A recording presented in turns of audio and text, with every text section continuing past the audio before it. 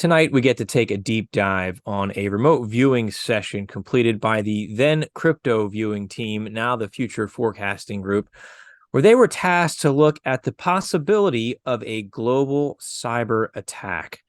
They brought back a mixed set of data, and tonight I'm excited to be joined on the Future Forecast podcast with my good friend and our analyst here at Future Forecasting, Courtney Wheaton, who's going to give us a fantastic deep dive into the data that they brought back. Courtney, how are you?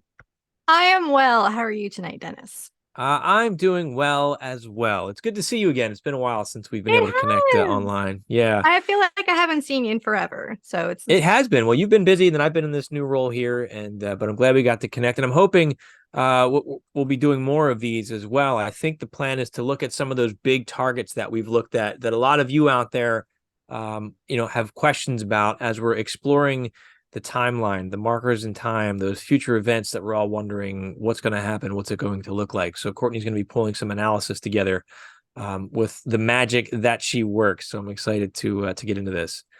Courtney, I thoughts am on as this? Go ahead. Go ahead. I'm oh yeah, sorry. I am as actually as well because if you think about it, there were so many targets that were worked before I joined the team.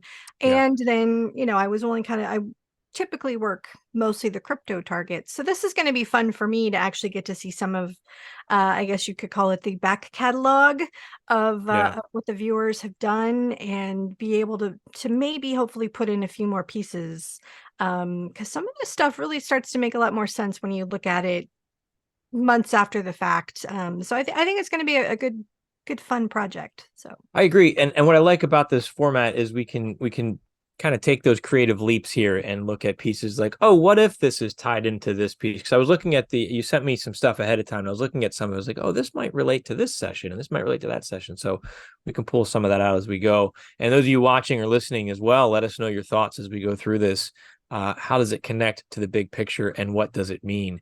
So, any thoughts on this project specifically, Courtney, before we get into our discussion? it was interesting. I watched your original debrief with the viewers, Mhm. and um it was kind of it's always fun to, I guess, fun to see their initial take because so often they're really prone to dismiss their own work. Oh, Yeah. I wasn't on target. It's kind of like if my data doesn't fill in with what I we think's going on, then I obviously sort of failed. Yeah. And so for me, it was really interesting kind of watching. I'm like, I think there's more going on in this than they were picking up on. And so that's what it's really fun for me is to go, hey, you guys weren't there are some issues, I think, with the tasking Hmm. phraseology and the way that these kind of targets can sometimes be tasked that I think um, can, can kind of create a void where the viewers are apt to go out and get some additional stuff. So I think that's kind of what Yeah. happened here. And I think it was a lot of fun. So Yeah, and we'll talk about that, I think, once we review the tasking of kind of our thoughts on how that influenced the type of data that they brought back. But this was a neat target. I remember when this was tasked. I remember talking about this in private circles within the crypto viewing community, about a possibility. Just exploring it, like what would happen if there was a global cyber attack, meaning, the whole internet, the whole infrastructure would be shut down. I mean, that sounds like a scary dystopian thing. Full caveat, we're not spreading fear here. I'm just talking about that possibility. I'm not saying that's what's going to happen, and you can draw your own conclusions after you listen to this conversation. But a fascinating thing to think about. And I remember doing some research before that, realizing just how vulnerable the grid is, how often we're attacked every single day by foreign adversaries and domestic as well, just trying to take down our grid or mess with it, and how simple it really is. yeah, and basic infrastructure like, petroleum Mm-hmm. pipelines. I was doing some research because initially some of their data looked to me like it might relate to like POL storage type facilities, Right. things like that. So I was looking into that, and you know, uh, cyber attacks. I think they're number 5 on the list of targets of oil storage and Yeah. POL things like that. So yeah, there's definitely areas and vulnerabilities that I think are more prone to people wanting to kind of, either were like ransomware attacks, things like that. So Mm-hmm.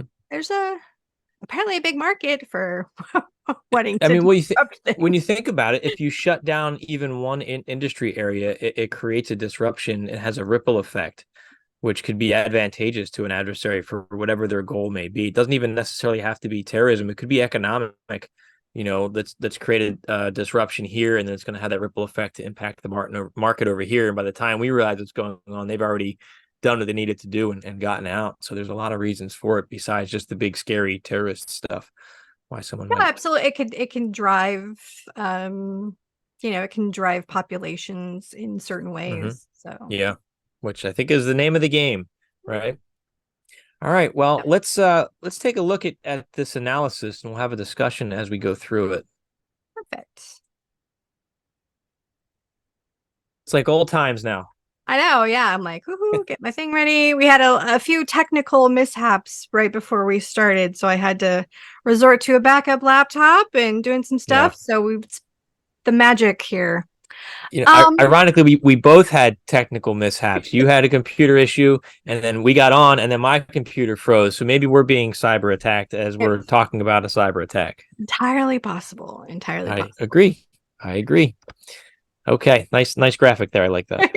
So yeah, this original target. So and I very much recommend for any of our subscribers who are on our site, you can go in and do the top search bar function and just type in global cyber attack, and you will find the original debrief video that our folks did on this target. So yeah, you can see the target ID there. This is just supplemental. So they've had me kind of go back.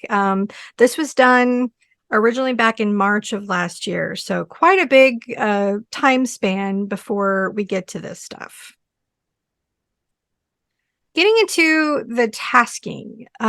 So the viewers were asked to move to an optimal position, time, and location to describe the most probable outcome only. And the Mm-hmm. question was, will there be a global cyber attack? I kind of have some problems with the structure of that because I think it leaves Mm-hmm. it a little bit open-ended. Um, Yeah, there's a lot to be. It's funny. I was thinking about this today, just as a remote viewer. Like, hey, I want to know which choice to make in life. Should I go this way? Should I go that way? Is there a way to task that? And this is kind of similar. Will this happen? You even have to think about the intention of the tasker or where the tasker's mindset was as he was or targeting this, the targeteer, as he was setting that target up. Was he thinking that there was going to be one? And if so, it's possible then that the viewers would bring back data on an actual cyber attack that may never happen. Right, and what actually constitutes global cyber attack? Does it have to like what's the scale How of do you define damage? it? Yeah, Right, that's I think that's kind of a nebulous concept. And so right. with that, I think we're doing a much better job these days in the Mm-hmm. structuring of these type of questions. And this is something like, I'm a tarot card reader. This is a yes, no. And Right.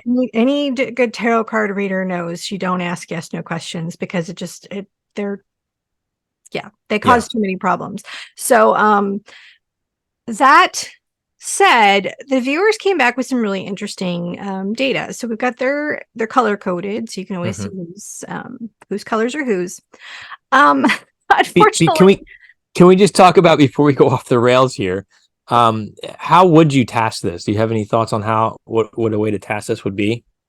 I would I could say because we do know that there are always attacks. You Mm-hmm. could probably say something to the effect of which industry might be targeted next Mm-hmm. for even something as specific as like giving a time frame, Yeah. in this, the next 6 months or something to give it some buffer, some boundaries to it. Because I think global Right. cyber attack, there's no time limit, there's no Right. metric for what that would actually entail. Um, so yeah, I would say, pick an industry, how will, you Yeah. know, what's going to happen with this industry, that kind of thing. I think that would be probably a better way to task it. Yeah. Um, Like a specific date, time, and location, and looking at a specific industry, and you'd have to know about the industries and how an attack might affect it, and then you can look at just the day-to-day operation of this industry during this particular time frame.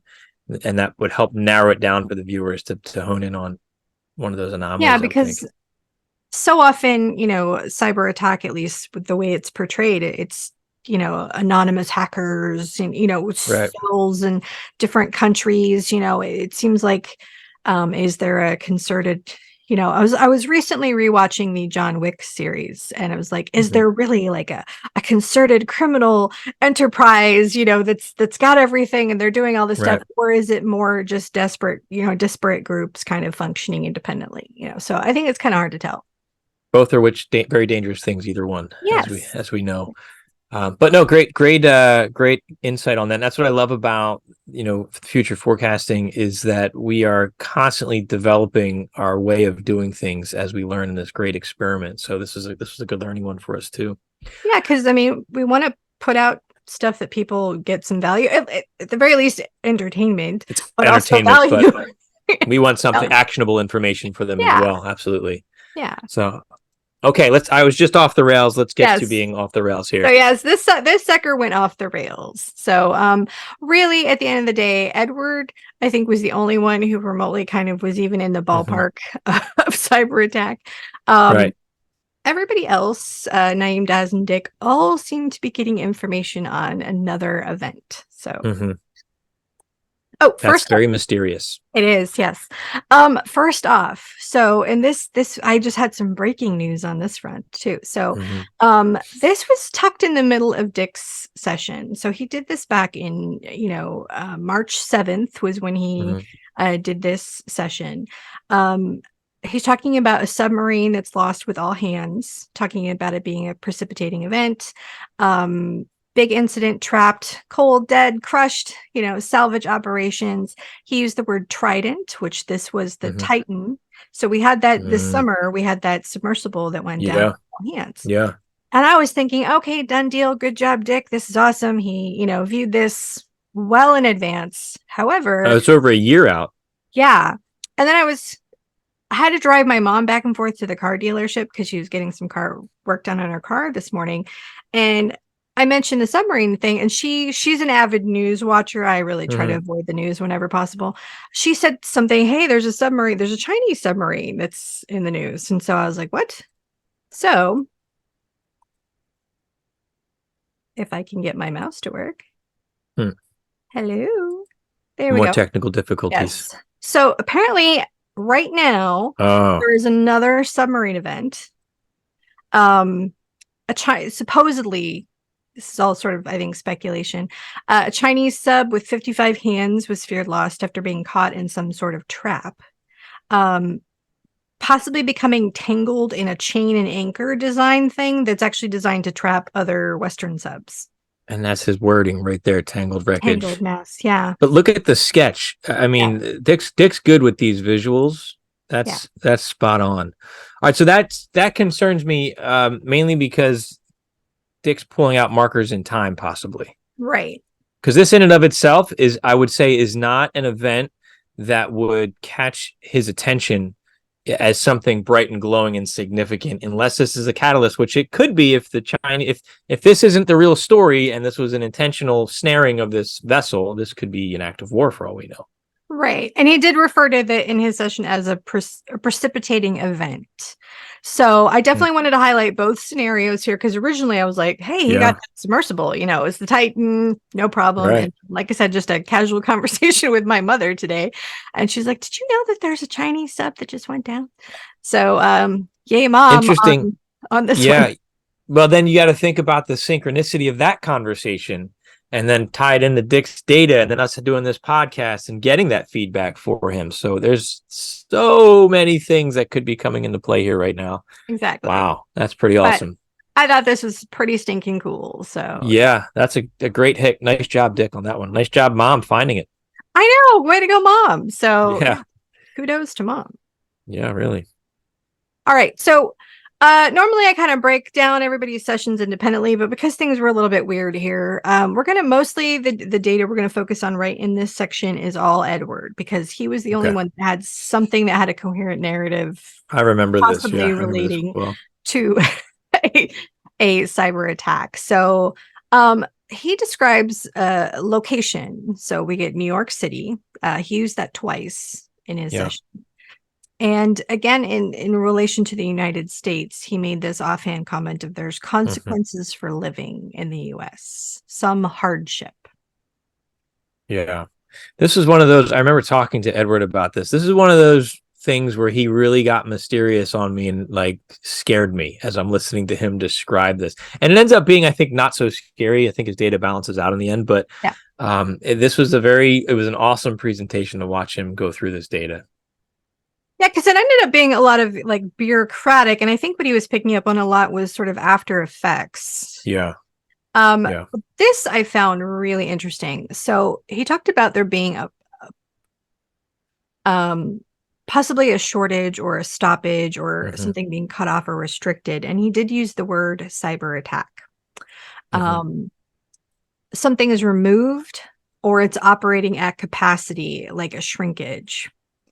He referenced the oil situation, main artery cut off or shut down, big flow restrictions. And this is what I found to be sort of the most ominous or interesting, was this vulnerabilities that are set to change. Because everybody knows they're trying to drive this push to electric vehicles. They want to get rid of oil. And what better way than cut to off the oil supply so that everybody's forced to make accommodations in a different way. So problem, reaction, solution. There you go. Yeah. But that vulnerabilities that are set to change, I thought was that's a big statement. That was the big one there. Yeah. So some of the effects that he talked about were a section of the economy that has been depleted or operating at the 50 to 75%. So there's definitely some type of restriction. And this has also generated an increase in welfare recipients. I wonder if we could find that data now. Yeah, I don't know. As far as, the drive on that one. If we could just to pinpoint at this, what he's talking about, if there's accuracy to this. Yeah. As far as there was some evidence of like vehicular things going on. So we get a little bit of that from actually from Dick, a little bit from Nyiam, and then from Edward. So Edward, he's got, again, in his New York cityscape, he's got cars and taxis. Nyiam talks about traffic holdups. And Dick reported transport schedules that had broken down, not arriving or departing. So I thought that was interesting. Yeah. So traffic disruptions or transportation disruptions. Yep.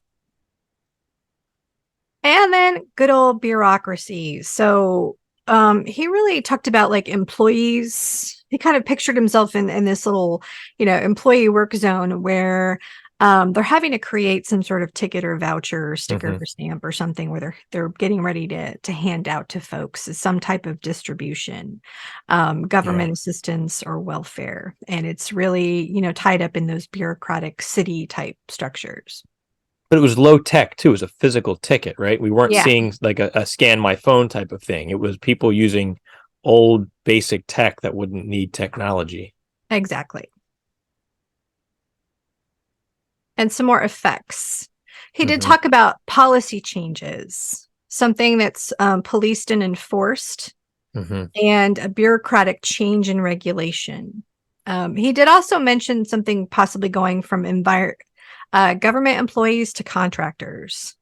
And having been a government contractor, I can attest to every time they say, oh, we're going to shrink the size of the government, and they retire a bunch of government workers, they just come all back and you get paid more. In the private sector. Yeah, they get paid as a contractor. So they're not killed me. It killed me when I was deployed. Right. Remember when like you'd be deployed and you talk to the contractors who were living in much more comfortable conditions and you found out how much they were making and you were like, are you kidding me? You're making 3 times more than I'm making to do the same job. Well, I had the problem of anytime I was on the phone, I was dealing with a government person. It almost got to the point where I would have to say, who's the contractor who's there to do your job? Could I please speak to that person? Because then I might actually get something done. Right. These contractors can be fired for, versus government. Right. Good point.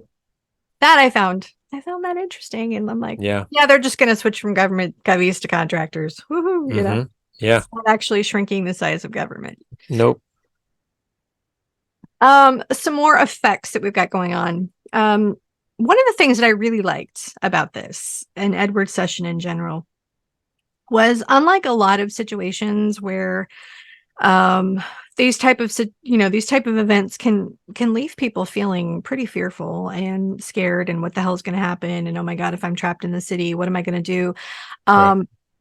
Edward left us with a positive sentiment, which I thought was awesome. He talked about people, yes, being sort of conditioned and driven to have to make some changes, and there's this sort of coming acceptance of instability. But he talked about how smart people are, and that leads me to think that people are going to, be forced to kind of be creative and rise to the occasion. He talked about, just under the surface, there's some primal elements that kind of come out, but under that, after that initial sense of shock, that this sense of community returns. And there was this key word I felt I really liked. It was outside of the metaverse. Yeah. And I was like, let's get off the freaking computers all the time, people, and Right. have to like actually maybe interact with our neighbors, interact with people, So yeah, I thought that left me with a real sense of, okay, even though this might be a difficult situation or it might cause some chaos, that Yeah. potentially like the better human nature might prevail. So, That's what it sounds like. It sounds like it might be a little bit hard, but things will be a little bit easier yeah, so I out of like that that tech. part of it. Yeah, Mm-hmm. at least Edward leaving us with some hope. Yes, I like when he does that. Yes. We had this weird element again of backward in time. Daz and Edward both sort of picked up on this time element. Daz, he said he was sort of dragged back in time. And then Edward, he had older technology like a ticker tape machine. And he talked about feeling like he was in a different time signal. So I don't know if that's like a reference to, hey, people having to use antiquated technology or less technology. But yeah, I thought that was neat. Yeah, or was he actually seeing, like, his dad's, I think, as you'll get into, actually started his timeline back in the 90s too. So he went back Yeah. and looking at sequences of events maybe that led up to something, which is interesting.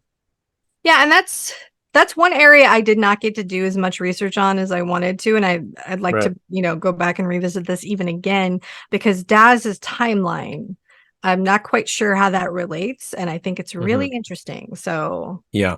definitely there's more points to ponder in these sessions. Yeah. There's a lot to pick through here. Yeah, they had a lot.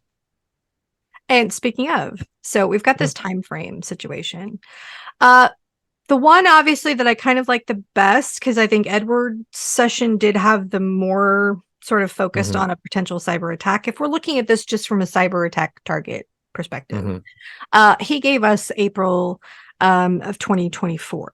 So from Dick, we get in early September 7th through 10th.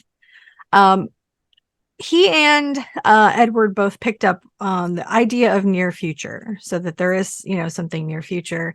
And then, like we said with Daz, he had this sort of crazy graph starting in 1996, 2022, 23, and then a definite trajectory upward after this year ends of potential events. So, like I said, that's an area I did not, because you will see what I got sort of sidetracked on. I did not get as much time on this particular element, and I'd like to see what else we can make of this one, because I think there's something in that. I'd like to see what is that Daz in red right there? Yes. So he goes back to 1996, but he didn't really name. He just event 1, event 2, event 3. Right. Okay. And so much of his session was, I'm not going to use the word contaminated, because I don't think it's contamination. It's so much focused on the other thing we're going to talk about that it's hard to kind of know where this fits. Right. Okay. Because there's so much of the other thing. So yeah. I'm curious about the other thing now. Quite the teaser. Yes, I know, right? So what are we there yet? Maybe? Nope, not yet. We're getting there. Couple more locations and times. Again, this idea was of a global event. So we did get a couple of people mentioning things: London, Istanbul, USA, Africa, Europe. We got Egyptian. There was this weird little, tiny little thing in Nyiam's session. It said Yeah. cherry blossom. Mm, And that kind of stuck out at me because that's not something that would be in where the majority of where I think his data was. right. But I did think it was interesting to note that the Washington, D.C. Cherry Hmm. Blossom Festival is March through April. So Yeah, that's a big that deal. was interesting. Hmm. And just a very strange little And nugget. of all places to possibly correlate to being DC, given the nature of the target. Right. All right. So what were they looking at? Oh my Um, goodness. so I think based on the overwhelming amount of other stuff in like the other three sessions, I really honestly think that they were viewing the funeral of Pope Benedict the 16th that Hmm. took place on January 5th in 2023. So this is about Hmm. 9 months ahead of time. So Why do you think that's what they possibly fixated on? Besides uh like what the data says, let's say that is what they were yeah, looking at. Why that? I think because the queue was global Hmm. and Pope Benedict's memorials and funeral had a huge global focus. You've got Catholics Hmm. worldwide who would have Yeah. been participating or at least observing or watching it on EWTN or whatever they would, Right. So it would have been a huge Yeah. focus. And so I And think, that makes sense because talking with Dick about, I'm sure everybody's seen the buzz about the event or the anomaly at this point. But I was talking to him about like, why did you get this data and not the target? And one of the theories that we discussed is, maybe there's just this emotional event that really sends in that emotional spike as like a ripple out through time, right? With something like this, with all of the prayer that goes on around things like this, and the Catholic faith, I mean, they're upset, they're feeling this, and they're focused on it. So that would be a giant energetic marker, which could also lead us to believe that maybe there is no cyber attack, and this is what they just had to find something to focus on based on the tasking. Is that a possibility? I mean, we can talk about that later, but just a thought I'll throw out there. yeah, and I think it's a good thought. So we will Hmm. definitely talk about that. Yeah, we'll get into that later. It took me a little while to kind of come to this conclusion. I was starting to look at the data, and part of me was like, I think this is. There was an overwhelming I'm a former Catholic, former like Hmm. traditional Latin Mass Catholic, really, Same. really, really tried Catholic. So I was like, there is such a Catholic flair going on in this, and I was like, I Yeah. think this is Rome, and Hmm. then I was like, wait a minute, I think that I think this is um I thought maybe, a future Pope stuff. But then I was like, no, I really think it's Benedict. So Hmm. there's a couple pieces that I just really think, yeah, kind of nailed it for me. But yeah, to me, the sessions just had this Catholic church vibe. Hmm. All right. So we start to get some hints of Rome. We see some of this in Naeem's session. Mm. Originally, I thought maybe these were like POL storage tanks or something like that, if we're going to go for like something targeting the petroleum industry. Right. But once I saw the Vatican Observatory, and I was like, Yeah. really? Yeah. Yeah, That it's could be one. what they were seeing. Yeah. Absolutely.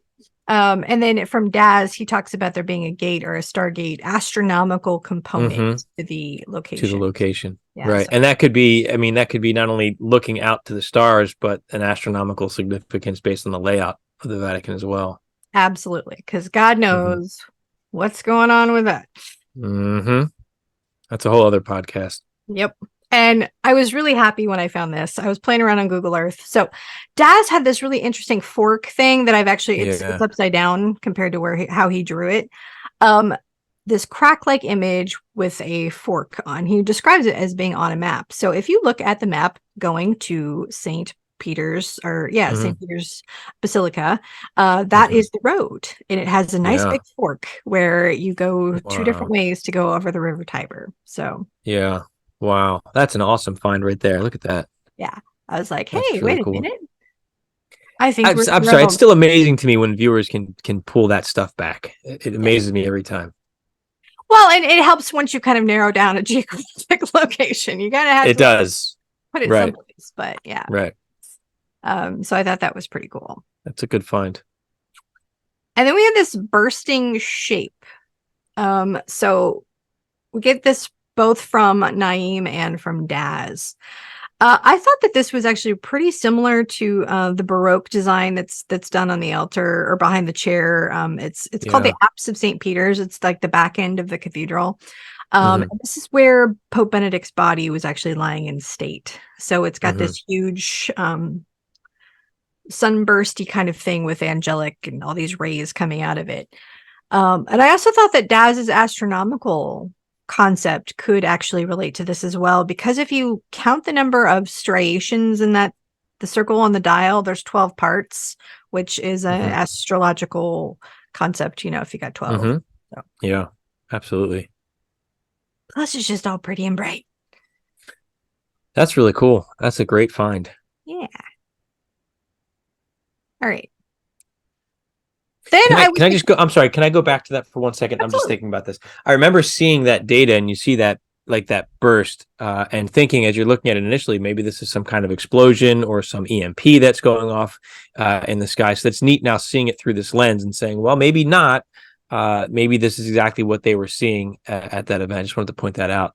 How as time goes on and you're starting to get feedback, it's not always what you initially think it is. Speaking to what you're saying about the viewers, sometimes going, "Oh, I completely missed the target" or whatever. It's neat how these correlations come up later in time. Yeah, in Daz's graphic, you've got these little people that are kind of looking up, and this Hmm. is something you would be looking up. It's kind of a high altar piece, that Yeah. attracts your attention and brings it up Hmm. to the heavens, and Yeah. everything is sort of focused with the light going up. Hmm. Um, so yeah, I try not to err on the side of bombs and explosions unless absolutely necessary. I like to try to Right. find a non-explosive kind of Me kind of too. Me too. solution. All right. I found it interesting. So, this whole idea we had two popes, which is something that doesn't happen very often. I think the last time was a couple hundred years ago. Hmm. And there was this element of two. So we had from Naeem these sort of two hands, kind of like Hmm. here's the church, here's the steeple kind of thing going on. Um, praise and worship, sanctifying temple. Hmm. Daz had these sort of arcs going at cross purposes and also in his scale. And the hat actually kind of reminded me of Benedict used to wear this sort of old lady Hmm. bonnet hat thing that was red, Yeah. that hat kind of looked like it. In the way that the scale is now tipped, and one is now triumphant. Yeah. Um, and there was a lot of opposition between Benedict and Pope Francis. They Hmm. do not see and did not see eye to eye, at Yeah. least Very from their different. perspective of about anything. So Hmm. yeah, so I thought that was pretty cool. Hmm. This I really liked. Oh, So this is wow. yeah. Um, once I found this, I was like, and we're good. Yeah, It's from definitely. Naeem. Um, Wow. yeah, Everything there is spot on. yeah, Um, for those that are just listening, because we're going to release this in audio. I mean, it says monk like lived in a monastery with a flowing loose gown, and the side by side, Naeem has this drawing of a man with his hands across his chest or his stomach, and then Courtney put the picture of the Pope laid out on his back with his hands in the same exact position. And then he wrote flowing loose gown, which he's wearing, priesthood worship like a saint, sanctuary holiness, recluse, meaning lived in seclusion and hidden. Like he nailed it. He absolutely nailed this event right here. That's he amazing. did.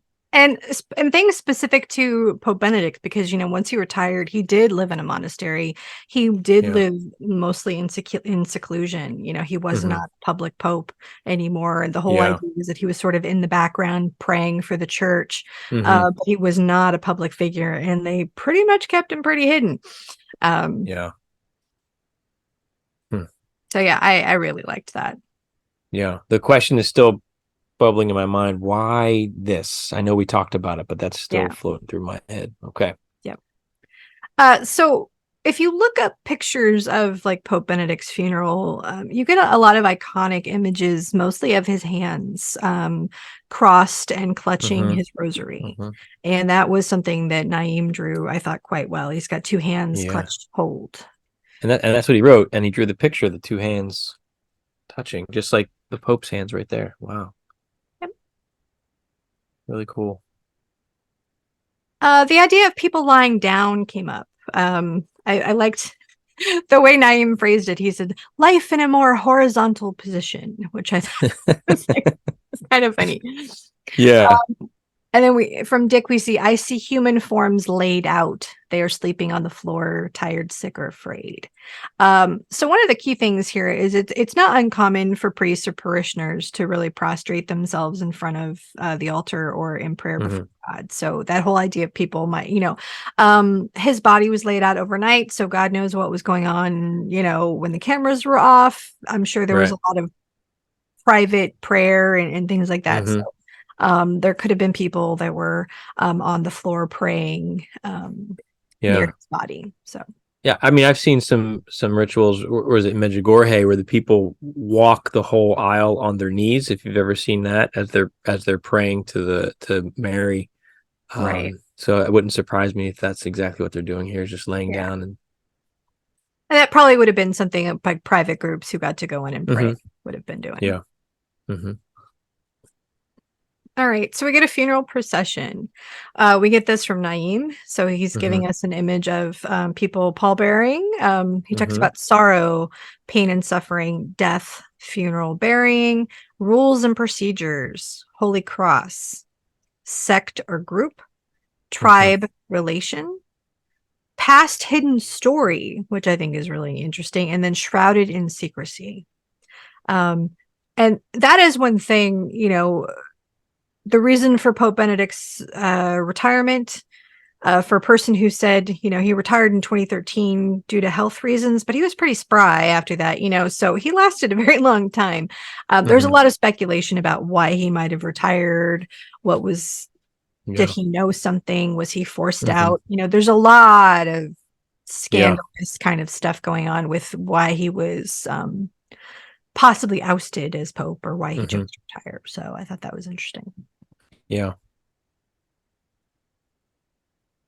All right, so then we got men in formation. So in Dick's image, I've actually turned this on its side because from him, he was talking about it possibly being like German tanks or something. But if you look at it, it looks like the little pallbearer guys. And we get the same type of image from Nyiam, which I do think is the folks who were handling the coffin. And they did have to actually kneel down to place his body on the dais where he was actually displayed. So wow. Yeah, that's it. It looks just like it. Yep. And from Nyiam, we had this graphic. He had these three cylindrical shapes that appear to have some type of exhaust. On each side of the altar table, because they don't really do altars too much anymore, they have tables. Right. There was two sets of three candles that were burning. So yeah, that's nice. I love how you pull these graphics. It's just a picture of the Pope with the three candles next to him, and then Nyiam's drawing with three things that look like they could be candles with smoke coming out the top. Yep.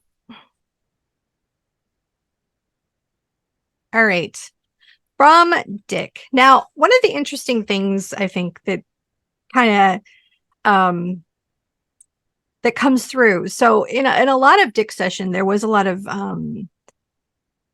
potential, like sort of, it looked like scenes of civil unrest and maybe potential violence and things like that.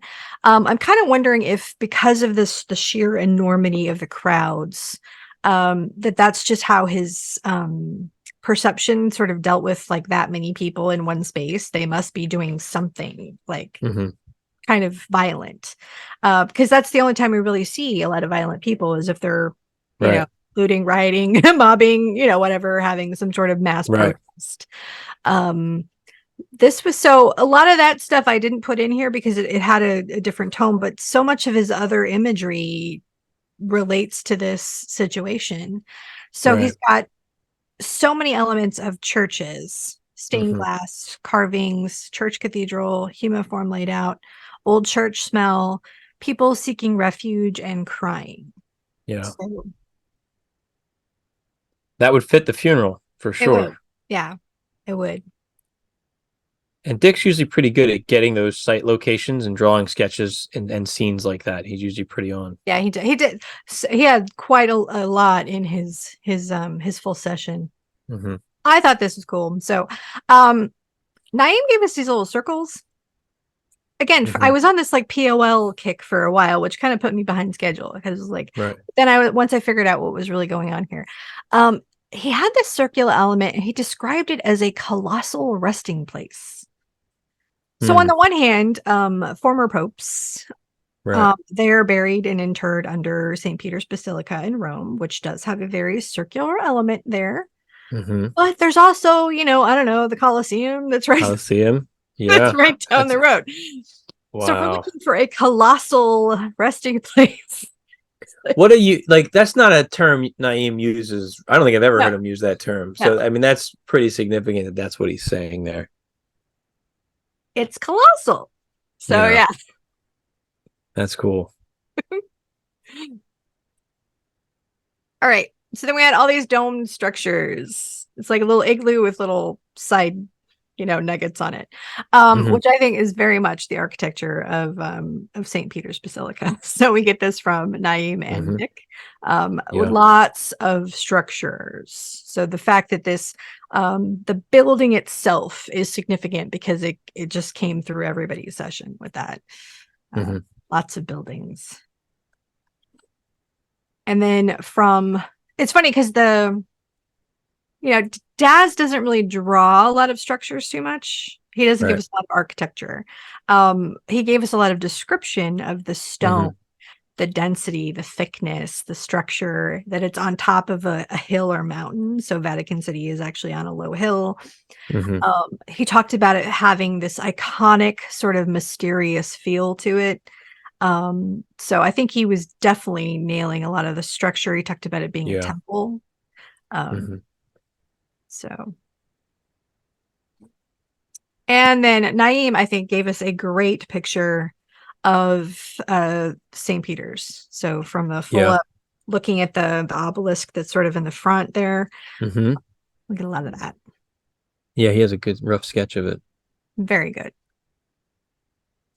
And some more architectural elements. So Naeem's session had all these things that actually they're very sort of crucifixy Mm-hmm. um in its design. And I think a lot of that might actually have been sort of an aerial view of the square, which is actually Right. circular, with that obelisk and Mm-hmm. the lines and stuff that are coming out of it. Does have a lot of those elements that I think Naeem was drawing. Yeah, and depending on that angle and perspective he had when he was in state viewing it, I mean, his drawings match up really nicely with that obelisk and the Yep. square And around it. yeah, and then Daz had like sort of the same Mm-hmm. kind of structures, but just in a different format. Yeah. All right. Daz and Naeem both picked up on the fact that there's a lot of layers, blocks, and layers going on. Mm-hmm. So these I do believe are elements of where the funeral Mm-hmm. mass was taking place. So if you look at the steps Yeah. going up, you've also got this curved pattern in the stone, these little Yeah. striations in the stone that are layers. And then you've got Mm-hmm. that darker gray strip that goes down Yep. the center, which is exactly what Daz drew. Then you've also Yeah. got in his little, to the right in his diagram, you've got a square container with another square in the front of it. That is actually like upturned. If you flip that over on its back, that would be the dais with the coffin sitting on top of it. Well, I mean, if you look at the image that you showed too, to the right, there's Yeah. little vestibules or whatever they are on the right hand side. Yep. That, wow. And then I liked his little zigzag pattern because it reminded me of the zigzag. If you see behind the white Mm-hmm. little structure in the middle picture, there's Yeah. all those cardinals that are sort of zigzagging Mm-hmm. up down the way. Oh yeah. Well, it's interesting too because that's his ideogram, and it looks like that's an ideogram for structures, but it also does match the zigzag pattern of those cardinals as they're moving inside. Wow, really cool. Yeah, it's pretty Really neat. cool data piece.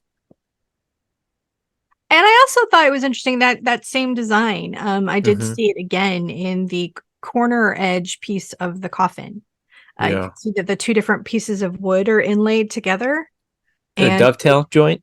Is that what it's yeah, called? they create that Mm-hmm. same pattern. Yeah. Wow. That's a good Courtney catch right there. I saved the day with this one. I like that. I find the weird stuff. So yeah. That's good. We need the weird stuff. All right. So we get lots of crowds. Like I said, Dick's session was really crowd heavy. Mm-hmm. He indicated crowds of people with multiple pillars. So his design, and definitely that's what's going on here. What I loved, he talked about Mm-hmm. like January 6th event for real. This took Right. place on January 5th. Oh my goodness. Wow. I remember hearing this and going, wait a minute, January 6th, but for real. So now, like, this is what's so great about having a little bit of time and a reminder to stay grounded when you have sessions like this, because you're looking at it, global cyber attack, like, oh my gosh, there's going to be mass protests. It's going to be civil war and chaos in the streets. No, it was a bunch of, I mean, he even just pretty much had the date, people at a funeral. Wow. He That's talks awesome. about lines and formation, trying to enforce law and order. He's thinking it in a Yeah. military structure because if you look at this, I mean, this looks, Yeah. if you picture like a Lord of the Rings, the armies Mm-hmm. line out for the battle, and Yeah.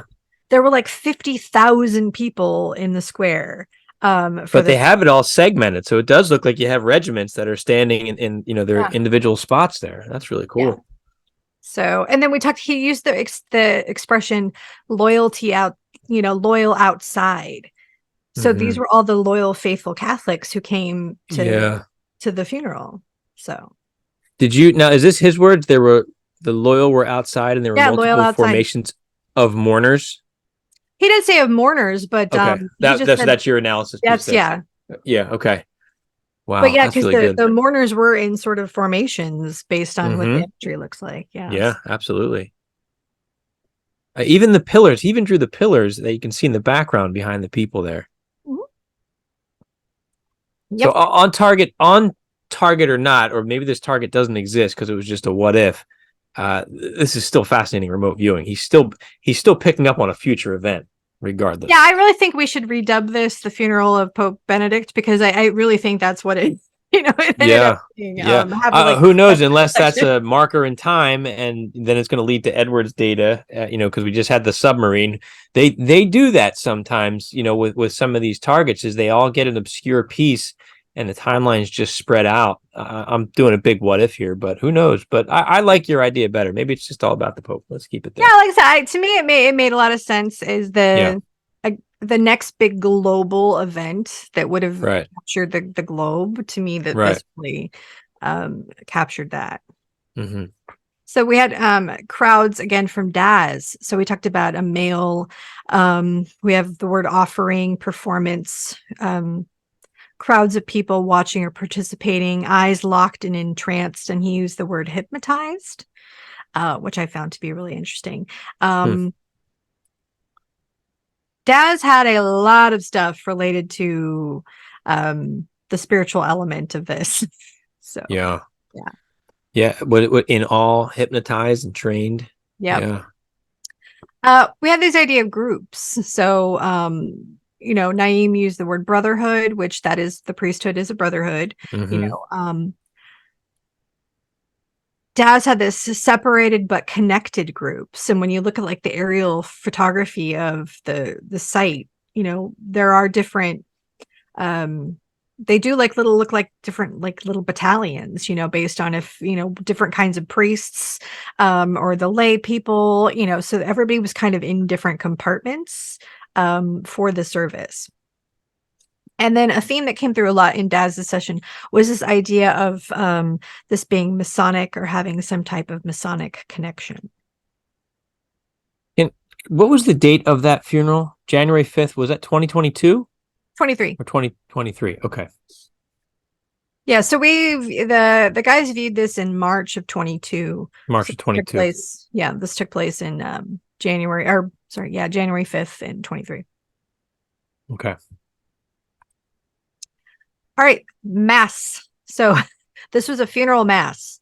The word mass came up all over Dick's freaking session. It was it was everywhere. It's like Yeah. massing, a mass, amassed. People are massing.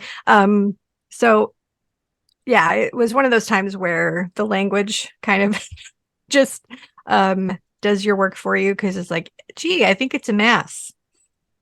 So Possibly. Could be a mass. Sounds yeah, like a mass. mass to me. I'm thinking might have been a mass. So I was like, hey, Courtney, this could indicate some type of Catholic religious service. So Mm-hmm. Dick's session really highlighted this being a global event, which this what it was. Like this would have Mm-hmm. had eyes on from faithful Catholics all over the place. Yeah. And Catholics all over the place held memorials in honor Mm-hmm. of Pope Benedict. So this would have been something that was celebrated all across the world. I mean, and with just a ton of spiritual energy. Absolutely. Mm-hmm. And so Dick's session really highlighted, some inside churches, some outside in the street, people packed together at iconic locations, and people shoving and competing to gain access, which would have, like, hey, I want to get a little closer. I want to see what's going on, so Yeah. that type of crowd situation. And then from Daz, he really nailed the spiritual idea here. He talked about a sacrifice or exchange, which is that's Yeah. what the Eucharist and the Mass and the transubstantiation is. Yeah.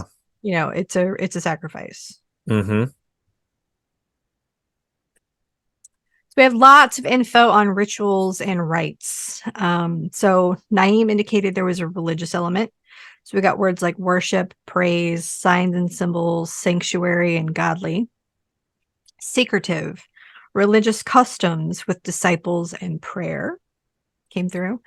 And then Daz, he had a lot of like really sort of, I'd love to spend more time with Daz's session and some of his Mm-hmm. spiritual concepts, because I think those came through Yeah. pretty interestingly. He talked about a sense of communion with a god, element of worship, incantations. There definitely would have Nailed been it. a lot of incantating going on, and a magical. Communion. Literally communion. Yes. Hmm. So the whole idea of ceremonies, people watching this event, people looking upwards, all of these elements were going on in this.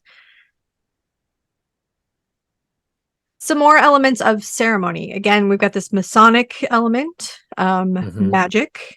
And if you Yeah. look at the two priests who are flanking, um, Mm-hmm.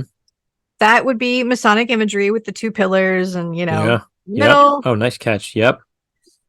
Yeah. So there is that.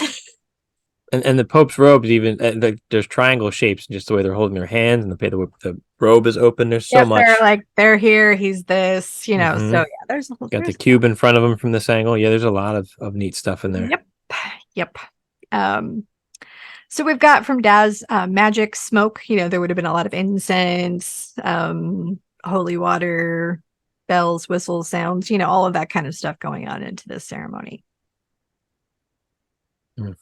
And he gave us a whole diagram of magic, Yeah, he did a stage 5 there, diving into the magic. Yep. yes, that has got some great words. So we got Yeah. concepts like deity, biblical Mm-hmm. feel, uh, Power. yep, magic, mystery, Mm-hmm. ritual, performance, Knowledge. Yeah. Hidden secret. Yeah, that's really good. culminating in what looks to be Crowley. Um, Yeah. Oh, that does say Crowley. Yep. Wow. yeah, so lots of fun stuff here to chew on. Rites of passage, temple, and then one of the keywords, manipulation. So Yes. Oh boy. the idea of internment. So Daz had a couple of things in his session that I thought might apply to this. So, we've had the mass, the ceremony, all this kind of stuff, and then they put his body. Mm-hmm. Um, so Daz had he says a life inside a thick, dense protective structure. So he's in like 2 or 3 coffins, plus then he's buried underground in like a stone spot. I forget, I don't know what the technical term for his tomb there. Right. He's definitely in a protective, thick, dense place. Yeah.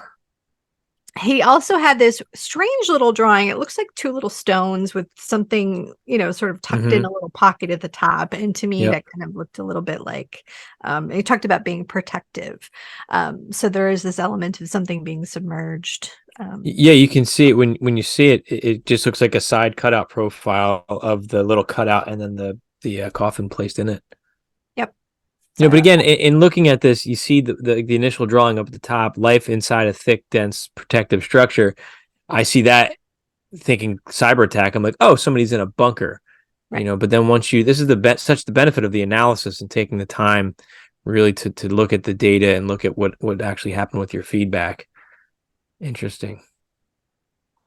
And that's the thing. I mean, so much of the feedback or the analysis, especially with these kind of targets, it kind of depends on um it's kind of the story that comes out, Mm-hmm. like because Mm-hmm. so much of this can go either way.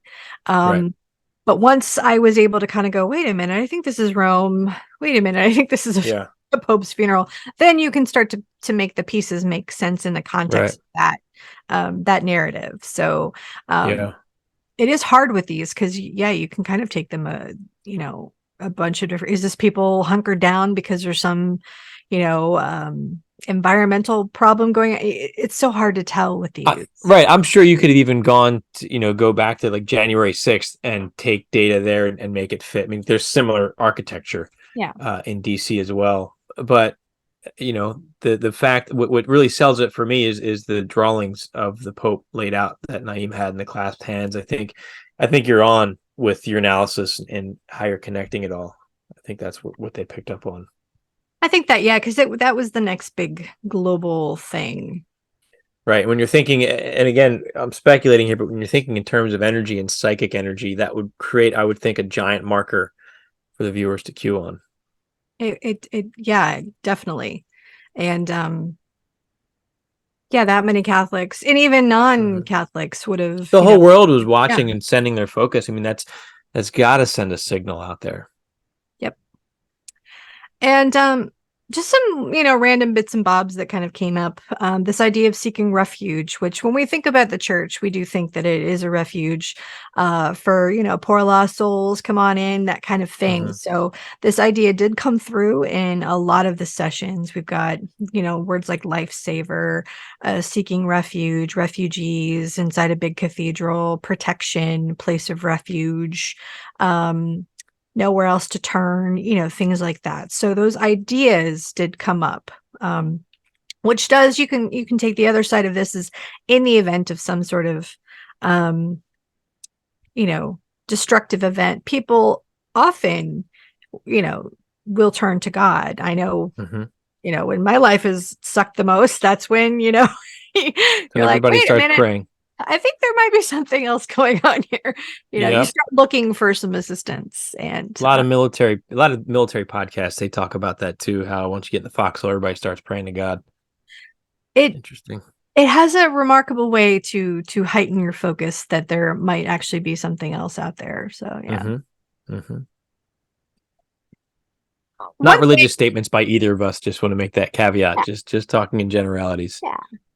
Um, all right, this was something I couldn't really find a home for, but the imagery and the concepts were similar enough that they definitely stood out to me. So Hmm. this is sort of like my random bits and bobs. We got this energetic movement thing. In Daz's session, he's got a connected feel, a transmission. So you could take this in a cyber attack thing of like something sort of buzzing in, but then he also talks about it being sort of connected to God, and Yeah. um to me this kind of relates a little bit to the if you think about the idea of the priesthood, Hmm. when the Pope becomes the Pope, there Hmm. technically there is some sort supposed to be some sort of I guess, transmission, for lack of a better term, with Yeah. the change that comes over them when they're ordained, so there is that. I'm reminded of a session uh of the coronation. Didn't we have something like that?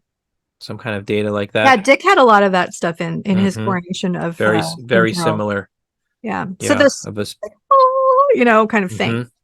Yeah. Um, we get the lines in the particle drawings. We get that from Nyiam. We get from Dick. We got his takes the shape of like sort of NATO mobile rocket launchers. Hmm. Hmm. From Daz, it's this movement coming out of Europe, going into America and to Africa. Um, so yeah, there's this element of it. I don't quite know where to put this, but Hmm. the iconography of it was so similar that I thought it was significant. Yeah. Hmm. But I don't I don't quite know how to know how I interpret feel that. about I it. mean, what's that? I don't quite know how I feel about it or what to do with it. Yeah, I mean, we could look at it, like you said, through both lenses. This could be something spiritual, and you could be looking at some kind of spiritual thing that's spreading throughout the planet, which could just be prayer. That could be just prayer impacting the new pope. Or this could be, digital energy and information broadcasting a cyber attack. Yeah. So it's one of those, that's what, this is the challenge of the analytical process, is to try to figure Right, like, what do I think this means? It's like, right, right. sometimes I'm not so sure. So, but That's I okay. love I just think it's so stinking cool that, four dudes in separate parts of the world can Mm-hmm. pick up on the same idea, concept, or types of Right. imagery and Mm-hmm. all create the same type of image. Yeah. Even if they're coming at it from their own different flavor of their narrative that they're telling in their session, the fact that it can all kind of come together and you can see it in different ways, I think is neat. Yeah. Very cool. Yeah. All right, this idea of hidden came through. So especially with Nyiam and Daz, something hidden, uh, shrouded in secrecy. Benedict really lived out his retirement in secret, in seclusion. And again, I said there was a lot of speculation about why Mm-hmm. he might have retired, what was going on, Mm-hmm. his role, his potential animosity with Pope Francis. The fact that we've got two popes, which is the right. There's a huge, Right. quite a big contingent of Catholics who do not believe that Pope Francis is Pope because Pope Benedict was still alive. Mm-hmm. So that disconnect led to a lot of issues in the church. Yeah. And then this statement from Daz, I thought was really quite telling. It says alone, isolating, and not trusting. So I thought that was pretty poignant. Um, Yeah. so regardless of your sentiment about him, a lot of people didn't like him. They felt he might have been complicit in some of the abuse scandal type Right. situations. Um, Which would speak to the not trusted and being alone and isolated in the end. Right. Yeah. Mm-hmm. Or was he not trusting of the people he was around? Like it's so hard to tell in those kind of Oh yeah. You concepts. just Um right. yeah, so that one made me kind of sad. It was like, just Yeah. lonely. Tough way to go at the end. Yeah. And again, in Daz's session, he had a lot of spiritual concepts, a lot of the magical elements and the ritualistic stuff.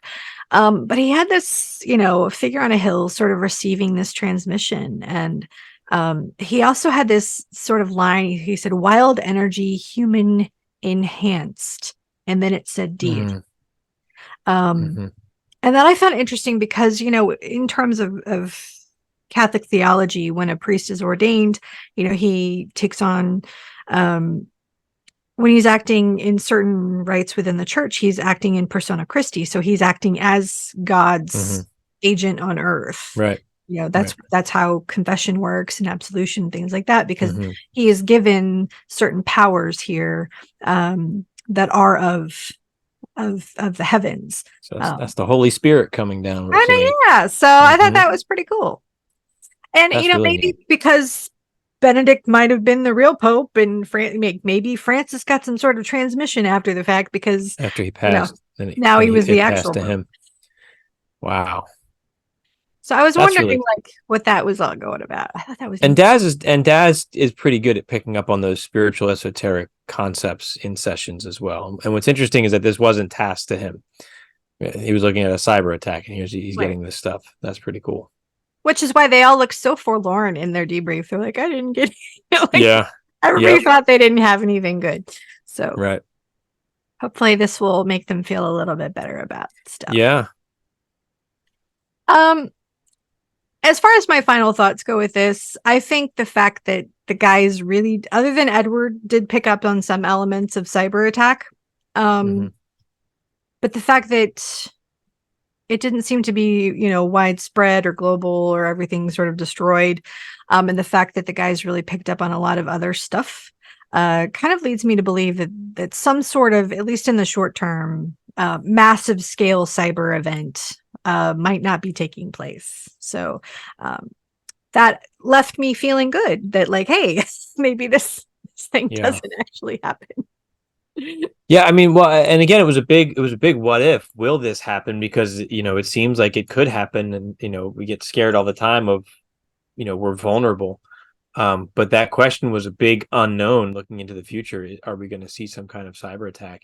And the viewers picked up on, the next biggest thing. But what I find curious is that Dick cued on that submarine, and if that submarine is the one that your mom just found out about, are we looking at markers in time? And then does Edward's session come next? Because historically, looking at our viewers with the division of work, Edward's an amazing viewer. Why would he completely miss what they were picking up on Right. unless they're all? So I don't know. I really don't know. That the jury is out for me. I think that we're not going to have a cyber attack, but I don't want to discount Edward's data yet either. And if I were gonna go out on a totally, you know, limb, because there wasn't reference to like the oil thing, Hmm. um, I wouldn't put it past them to launch some sort of attack, against Right. oil infrastructure in order to drive people away from petroleum Yeah. products, things like that, Yeah. So that I think was a lot of um his session. I think also just kind of touched on a lot of the bureaucratic changes going on in Yeah. government, and the fact that so much of it was um singled out, like especially United States government. Hmm. Right. Does that mean that they're on the receiving end of that or of the giving end of that? Mm. You could kind of, Yeah. but they seem Yeah. to be tied into it on Hmm. one way or the other. So Yeah. So for those of you that are watching and paying attention to this podcast, what are your thoughts? How does it fit? Does it fit at all? Or are they just picking up on unrelated events? I'm not sure. But at the end of the day, it doesn't seem like the world's ending based on this data, not from a global cyber attack in the near future, I would say. I didn't see anything like that. It sounds more like they picked up on this Pope's funeral, and Edward had something else going on in the city, which sounds hard, but it doesn't sound like it's catastrophic. no, and I really liked the fact that I've seen some some comments lately of, like, quit scaring everybody and, fear mongering and, like, I don't think we kind of come off as Dr. Doom sometimes, but what I really liked about Edward's session was that Hmm. it had this element of humanity really kind of rising to Right. the occasion. And Right. as difficult as hardships can be, sometimes those events, bring out the best in people. Yeah. And They really do. They really do. And that's a good perspective. And I think we try really hard to not like sell the fear.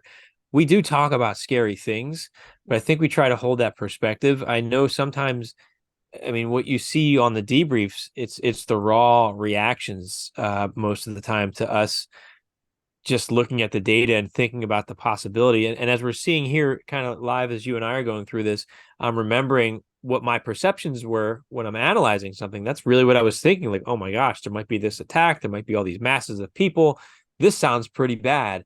And then you get a little bit more distance, a little bit more perspective, and you realize, oh, okay. And we've been through enough of these where yeah. now I have that in my mind as we get this catastrophic type of data of like, okay, maybe that's not the bad thing. We're just analyzing this wrong because we don't have the feedback yet because it's a future event.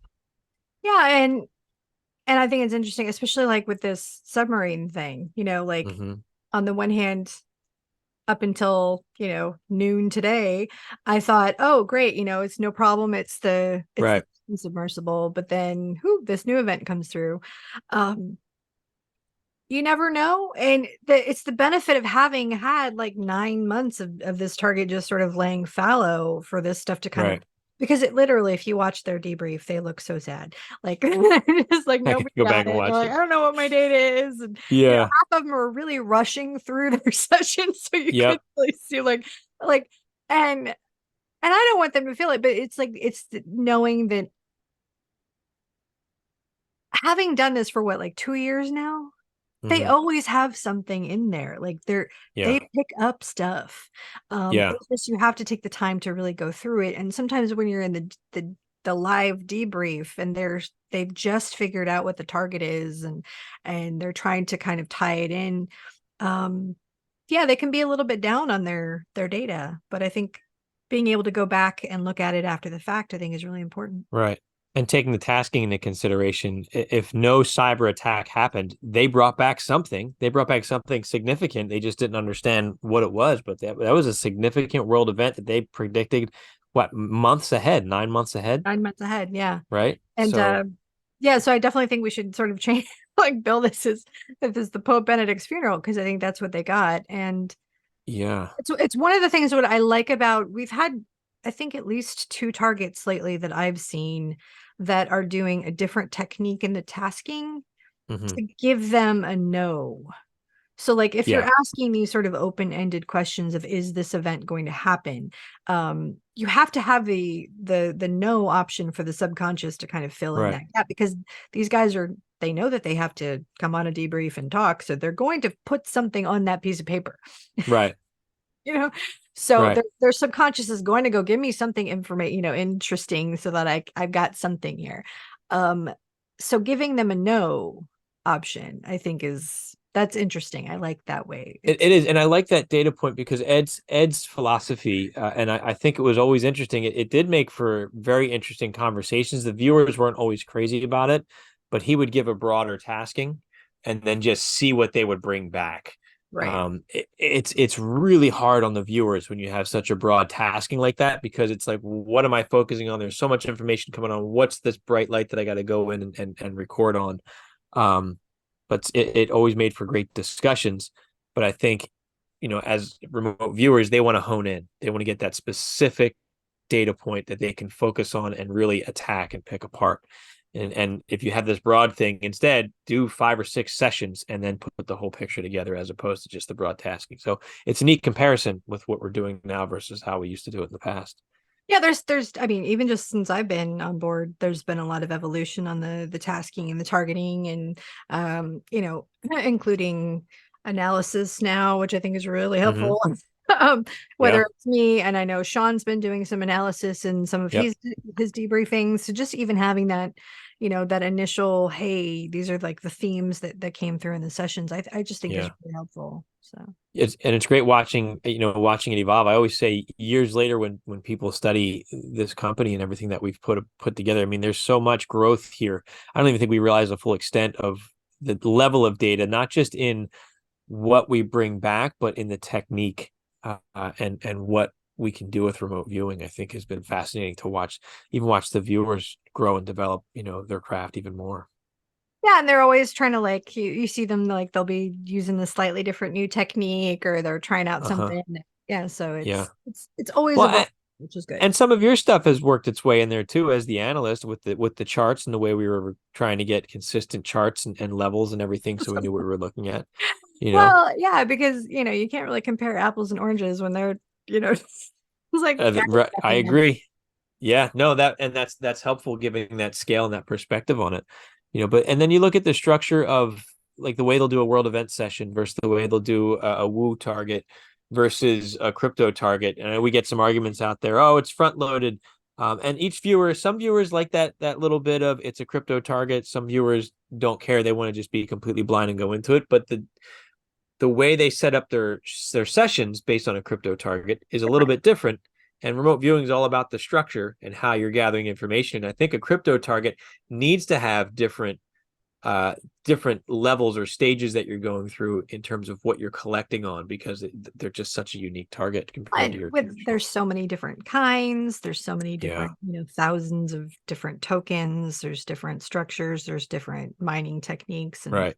proof of work. There's so many different things. So as far as if you, I guess, want to call that front loading, just so that you're Right. getting them in the ballpark, but there's still so much, differences in the types Right. of data that they could collect, just knowing that it's crypto. So And I'd say, and compared to a lot of you watching out there probably, I don't have the experience to argue with you guys out there, but I'm just going to give my 2 cents in saying that if you're front loaded on a crypto and you like all as you know it's a crypto and the information you're bringing back is still good, it's still good data. It's still, oh, there goes the cat.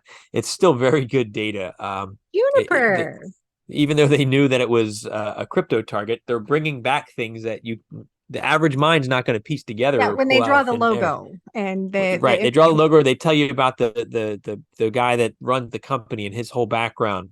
yeah. So I don't think it really matters in terms of the integrity of the data to just tell them this is a crypto target and that's it. Here's your tasking number. No, and we do so much. I don't know if the Right. viewers know behind the scenes to make sure that the viewers are shielded from, Right. all that stuff. So we try our best to make sure it's as clean as we can make We have it. a very clean system. Absolutely. Yeah. I mean, we don't Which even know. sometimes makes it harder for us sort of ancillary folks because I'm Yeah. like, hey, could somebody let me know what the target is? Yep. I know. I know. I get it. I mean, we've got a good product right now. I'm not knocking the system at all. But just speaking of how committed the, higher management is in making sure that the viewers have clean targets. When I was doing the debrief, you doing the analysis, we used to get that right away. And now it's like a couple days before, after all the sessions are submitted, and then we're scrambling to get our products together. So it's a really good Yeah. process So that we have now. we work really hard on that. And Yeah. yeah, I think it's odd because this is such an odd job, and anytime Uh-huh. I meet a new person and they ask me what I do for a living, and I'm like, Yeah. how do you even describe this? It's like, Yep. do you know what remote viewing is? Um, And Lily's like, no.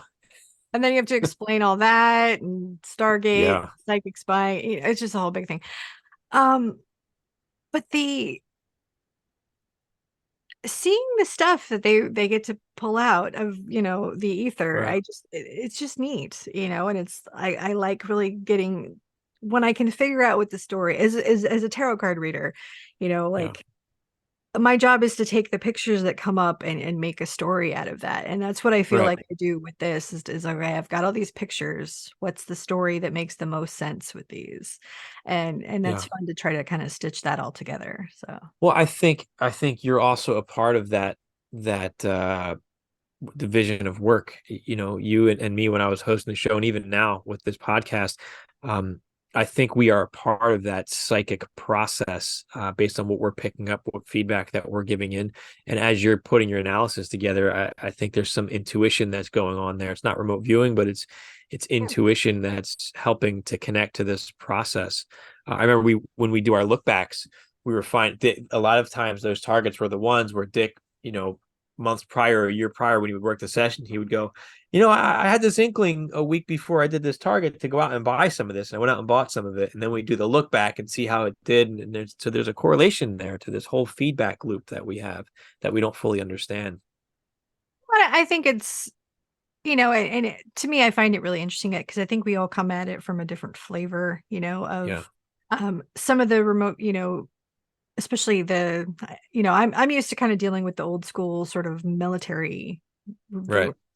That Right. was my first exposure to all of this, and not necessarily the most woo woo bunch of guys, even though they're doing some really woo woo stuff, but they Right. are the spiritual component, whether if it's there or not, they keep that pretty, Yep. Keep tucked it locked away. down.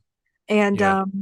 then some of the more woo-woo side of the house or the spiritual side, and I'm coming at this, I'm more of a the spiritual perspective type Right. stuff. So it's always interesting. We all kind of come at this recognition that we're connected to something. Right.